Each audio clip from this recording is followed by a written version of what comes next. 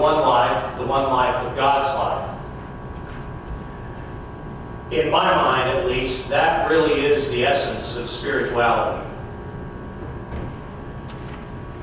We talk about religion, we talk about spirituality. Spirituality, at its essence, is about recognizing that we are one with God and God is one with us. I and the Father are one. Can you say that? I and the Father are one. Does it feel real to you? Sometimes. Yeah. I think that's true for most of us. Sometimes it feels real and sometimes it doesn't. You know, for a long time it didn't feel real to me at all.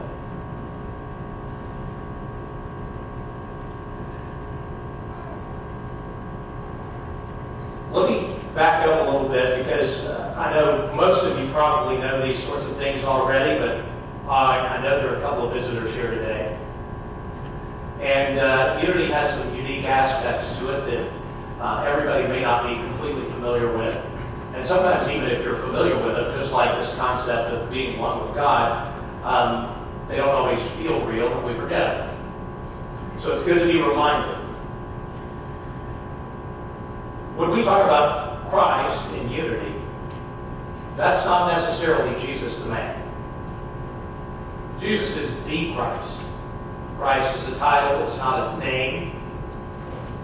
Christ means the Messiah, the chosen one. We are all the Christ in potential. For me, Christianity is not the exclusivist religion that we often see portrayed on television or in churches elsewhere. Christianity for me, and I'm maybe unique in this way, I don't know that everybody in Unity necessarily would say it like this, but for me, Christianity is just a religious way, it's religious language for talking about what in psychology they call self-actualization. And for me, the Christ is the self-actualized human being. Christianity is the religious way of developing ourselves into that Christ potential of self-actualization. You all know about Maslow's hierarchy of needs. It starts off at the bottom with basic needs like food and clothing and air and water, things like that. And then we have safety needs. We need to be safe. And above that, we have social needs. We need to be interactive with other people. And then we have self-esteem needs. We need to know we're valuable, that we're loved, that we're cared about. We need to feel good. And above that is self-actualization. You might think of that, again, as Christ consciousness.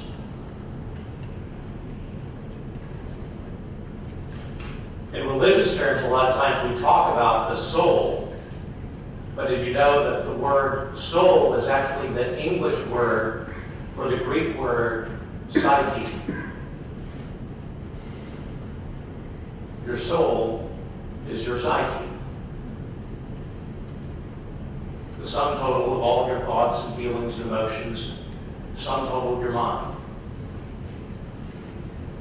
So spirituality and religion and psychology are all very much intertwined. I think it's worthwhile to know those sorts of things, especially in the world that we live in today where so many people don't want to be religious. They just want to be spiritual.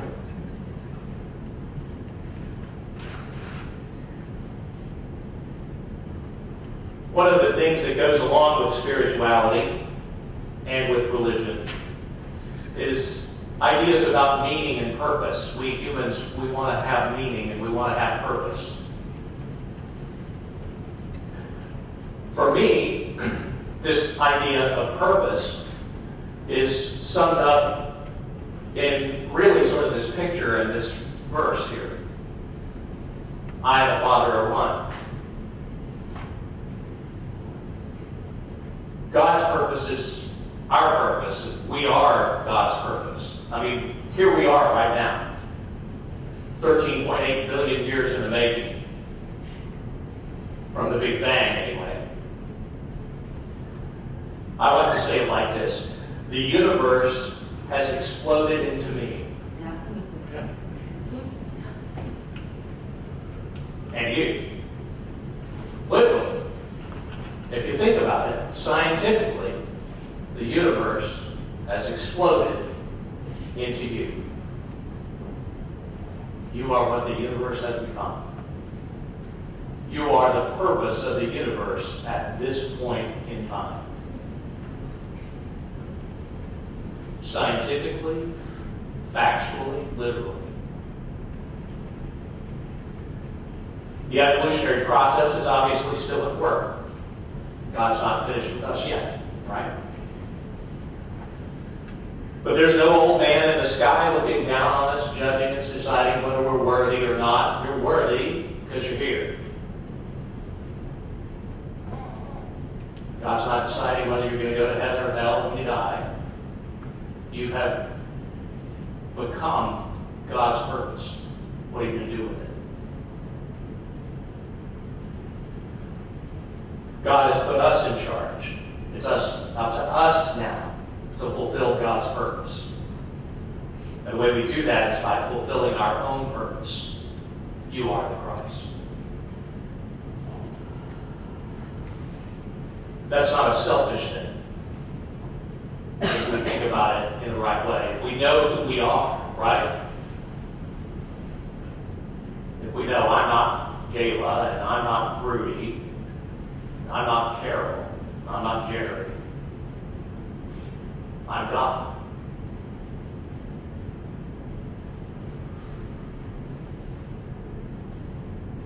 Again, it's not an ego thing. God has exploded into you.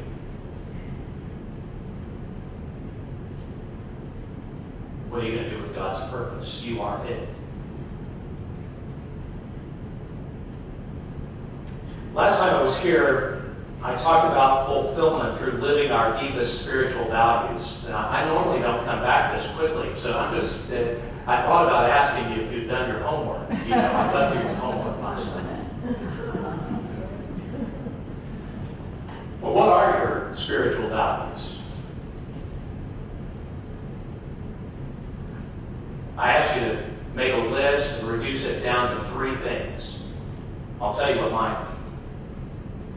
If I could do it without doing the Rick Perry Hoops thing.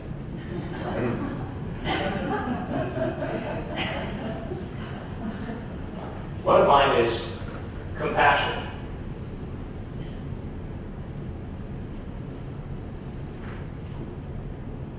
One of mine is educated understanding. And the other one of mine is fairness. Those are the 3 things that I try to embody everywhere I go, wherever I am. I can always be on purpose. It doesn't matter whether I'm at my job or up here or in parties with other people. I can be those 3 things: compassionate, fairness, and educated understanding. You know, in the sort of spiritual ideal world, we might call those love and wisdom and justice, right? But for me, those other words more accurately embody what I'm talking about. I want to be fair.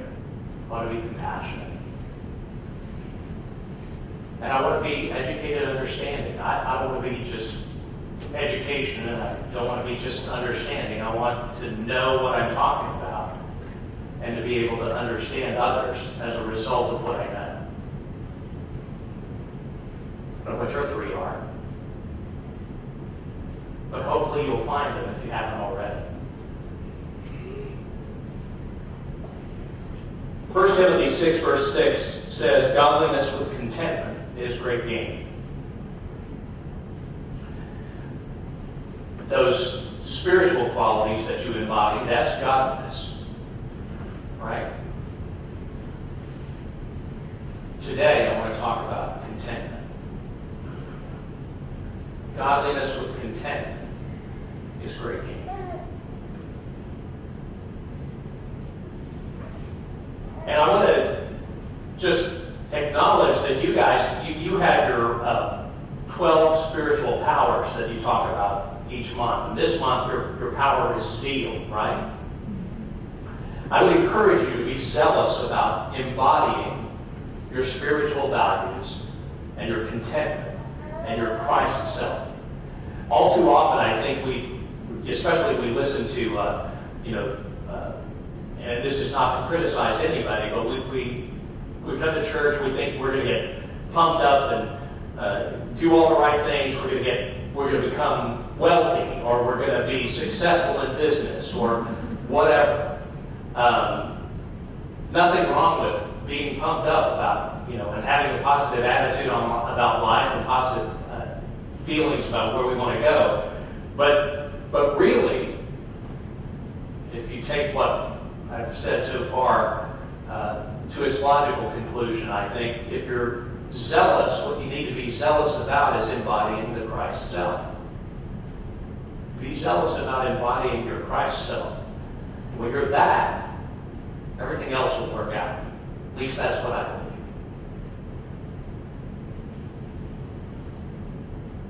believe. Again, being zealous is not about false promises or magical manifestations. It's about being comfortable in your own skin and being true to who you really are. One of the things that you have to recognize, too, I think, is that we humans are the meaning-making creatures. That's one of our purposes. Just, if you look around, who else makes meaning? What other animals make meaning? Well, we don't know exactly what they think, right? But as far as we know, we're the only meaning-making creatures there are. And one of the things that I've come to understand through my own spiritual practice is that meaning is wholly within us. Outside of us, there is no meaning. That's big. It's really big. And it's sometimes hard to hold. Because we want to think things outside of us have meaning. They don't. They have whatever meaning you give them. But you give it to them.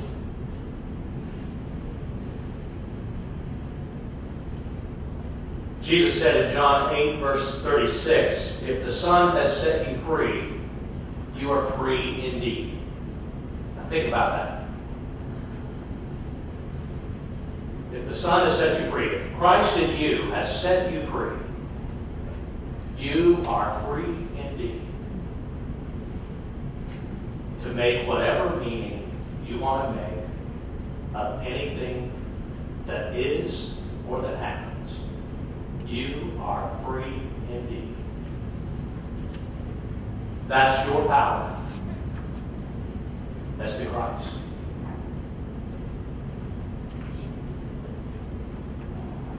I'm going to talk a little bit about what that means in terms of our own emotional intelligence.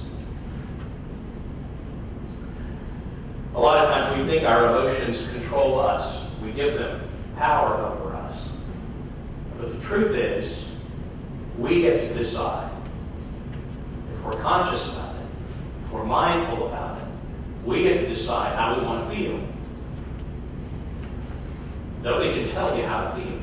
Nobody can make you feel in any particular way. You get to decide. The Son has set you free indeed.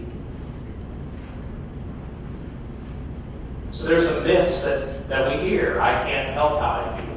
I always feel this way. Emotions are stupid. Emotions happen to us. What you did made me feel X, Y, Z. Those are all myths. Not true. A feeling is an emotional response, and it requires some element of awareness. No one can make us feel anything. Now, there are a couple of things you need to keep in mind about emotions, of course. It's not that you don't feel them. You do, right? And you can't deny them. One of my teachers in ministerial school used to say, if you try to squash your emotions, they'll come out sideways. And oftentimes when they come out sideways, they come out of the wrong person, right? You get mad, you take it out on somebody who had nothing to do with why you got mad. Something else I've learned, and I've been really working on this myself of late, for myself, is to recognize that emotions can be expressed in words. And what I mean by that is you can identify them with words.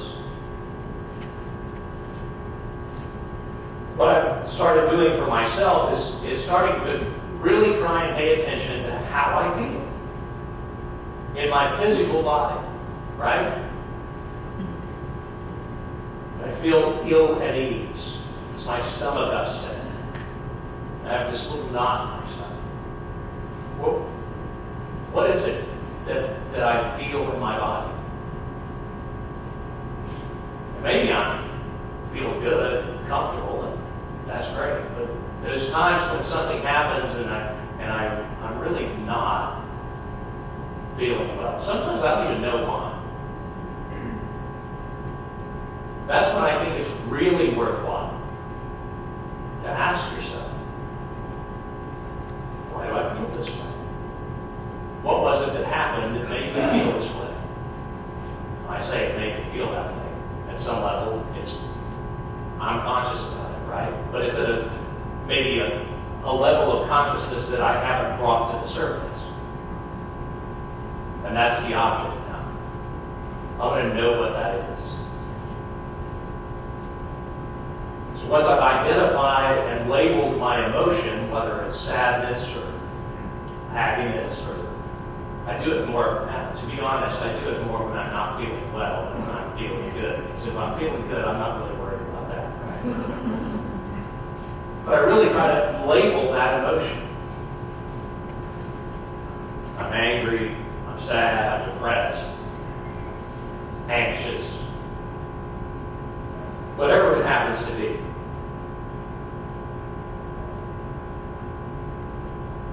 In my own way of thinking about it, what I say is I want to sink deeply into the moment and recognize what that emotion is.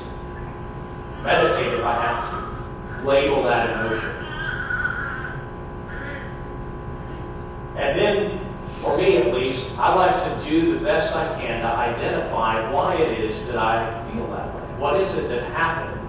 What was the occurrence that gave rise to that feeling? Oftentimes, just identifying what it was that gave rise to the feeling lets me let it go. Because I go, oh, well, I shouldn't be anxious about that. I don't know, that's not really depressing. It's not really sad. But if that doesn't get me over the hump, then the next thing I do is I just ask myself, well, what are you making that mean? What are you making that event or that circumstance, that happened, whatever happened, what are you making it mean? And then from there, I can say, is there a better meaning I can hold? Because remember, you're the meaning-making creature, right? You make all meaning.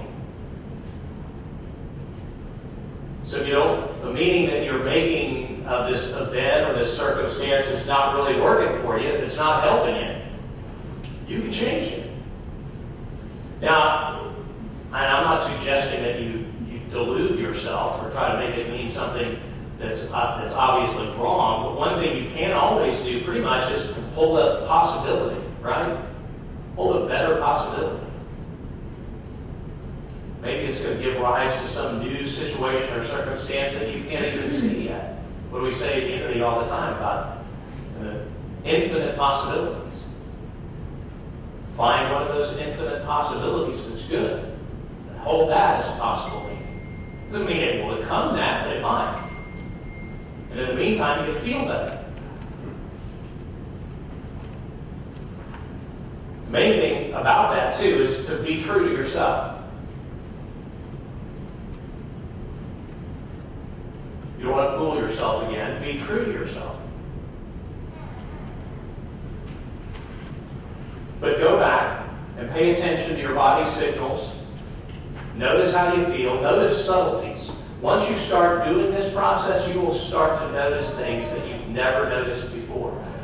Most of us walk around with emotions that we really haven't brought to the surface. They do come out sideways, or they just come out involuntarily without us even thinking about it because we haven't thought about it.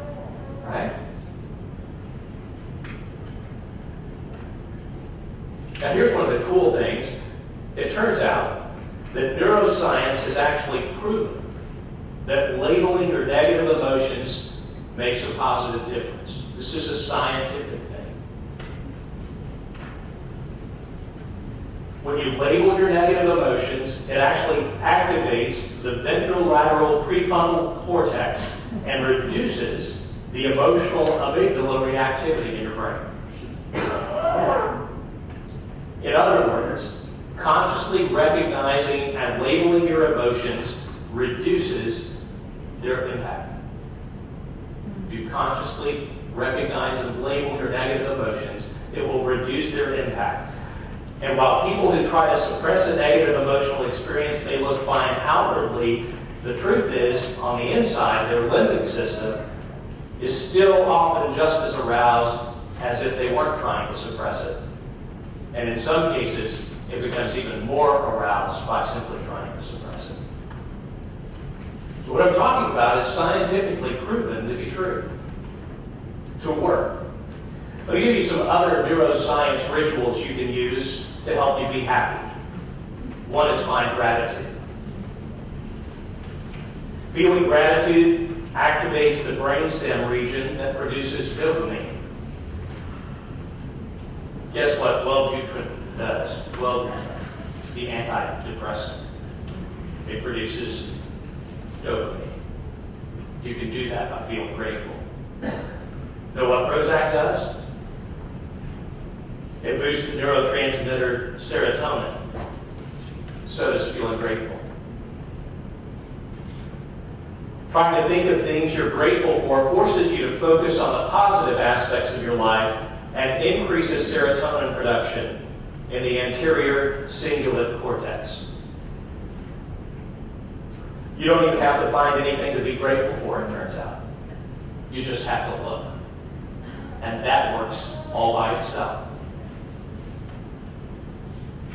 And remember, to be grateful is a form of emotional intelligence. It turns out that when you do this over and over again, it actually increases neuron density in the ventromedial and lateral prefrontal cortex, which tells you that if you do it over and over again, it makes it easier and easier to do it. It makes it easier to become grateful. And the more often you do it, you remind yourself to do it, it becomes a habit. It's self-reinforcing.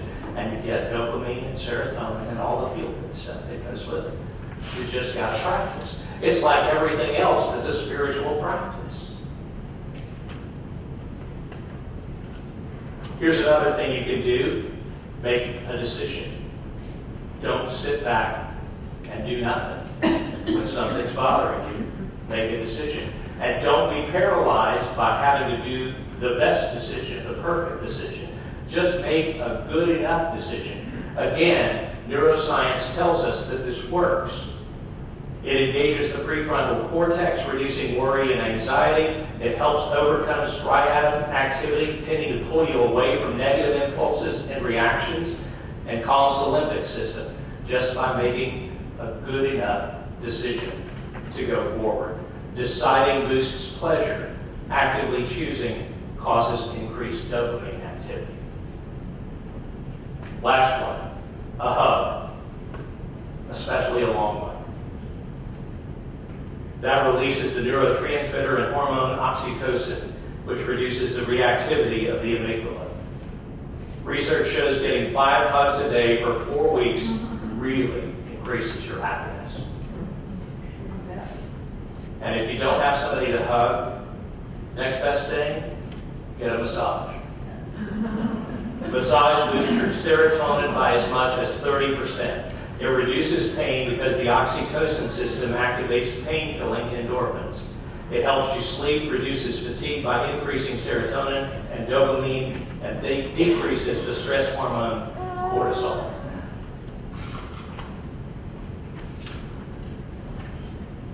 One of the things I love about Unity is its practical Christianity, right? Like we talked about in the beginning, religion, spirituality, psychology, they all work together. They're all part of the same thing because we're all one with the Father, right? I've probably told this story here before, but I always like, it's one of my funny stories from being in ministerial school at Unity Village. Our communications teacher, Tom Thorpe, one of our very first assignments in class was to talk about whether or not Unity was Christian. And he didn't tell us which way to pick. He said, just spend 5 minutes telling the class why it is that Unity is or is not Christian. And one of his funny story about it was, he says, out on the front sign, and this is not true anymore, but at the time I was there, the sign out front said, Unity School of Practical Christianity. He says, some people say, it ought to say, Unity School of Practical Christianity. As it turns out, the more I've learned and the more I've practiced my own spirituality and my own Christianity, what I've come to see is that practical Christianity, the kind I talked about this morning, is actually the essence of Christianity. God bless you.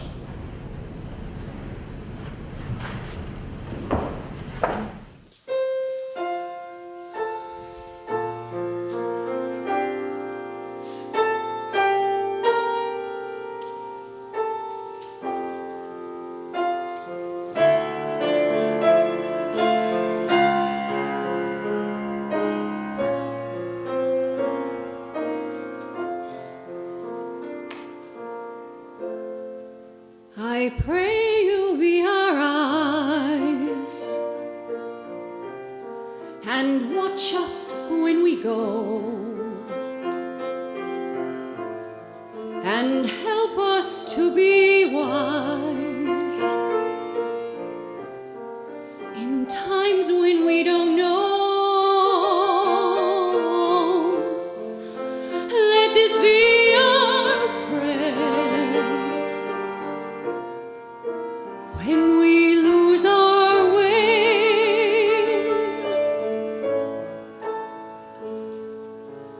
Lead us to a place, guide us with your grace, to a place where we'll be safe.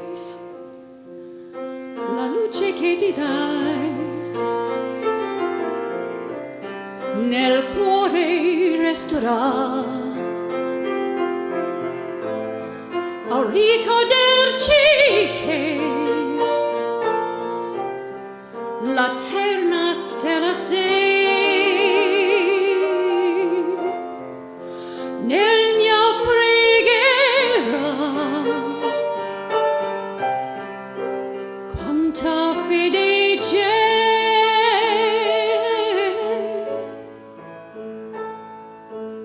Lead us to a place, guide us with your grace, give us faith so we'll be saved. Sogno un mondo senza più violenza, un mondo di giustizia, di speranza. Una mano sua vicino, simbolo di pace, di fraternità. La forza che ti dà.